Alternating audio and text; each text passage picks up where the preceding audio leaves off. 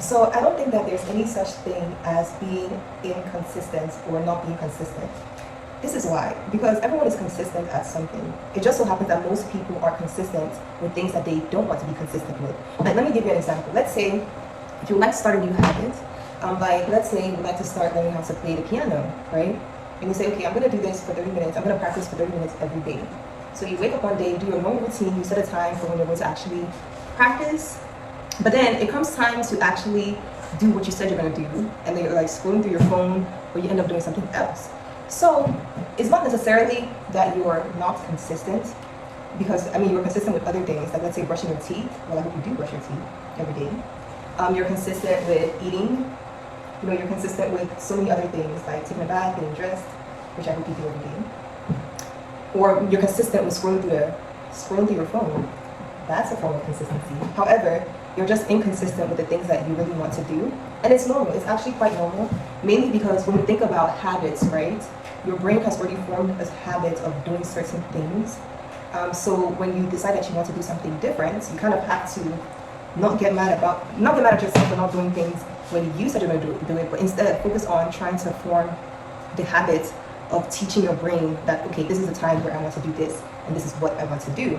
And usually when you try to teach your brain a new habit, one of the best things you can do is reduce your senses.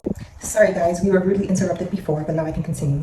So what you want to do is reduce the brain's the stress, reduce the brain stress, because most of the time, let's say if you're used to just scrolling through your phone, you've already gotten used to it, so it makes your brain feel really happy, right? And your brain is releasing a whole bunch of dopamine and stuff like that. So when you have to do something different, especially when it feels less pleasurable when compared to what you were doing before, you have to kind of trick your brain into feeling a higher sense of pleasure than than what you're doing currently. So let me give you an example. You feel good when you scroll through your phone, right?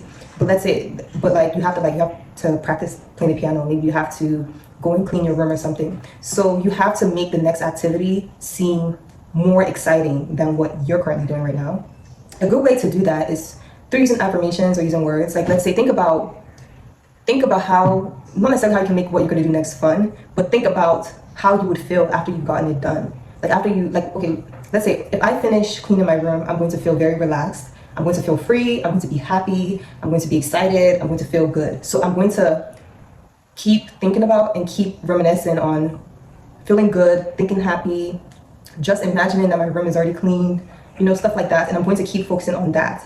And once I do that for like 5 minutes, then my brain feels less pleasure from being on my phone, and it wants to gravitate more towards actually cleaning my room so I can achieve that level of, you know, like feeling good. It's kind of like when you, I don't know if you've ever had the sensation of whenever you eat something that's really bitter, you automatically start craving something sweet, or whenever you're strict with your diet and you eat something that is kind of like not as fun, like ice cream, something that's not as fun, like vegetables, or like something that feels like I'm on a diet, then you start craving like something really, really sweet. I don't really go on diets. I don't really like the term diet, or like, because then it makes your brain feel like you're punishing it, and it makes it not feel good. And you really want to make all of your experiences feel good, so you can be able to do the things that you want to do and the things that you might not necessarily want to do. So yeah, that's my little speech for the day. So no, it's not that you're inconsistent. It's the fact that there's actually a process to becoming consistent, and you have to kind of like trick your brain into going into that process and completing that process before you become consistent. Yeah.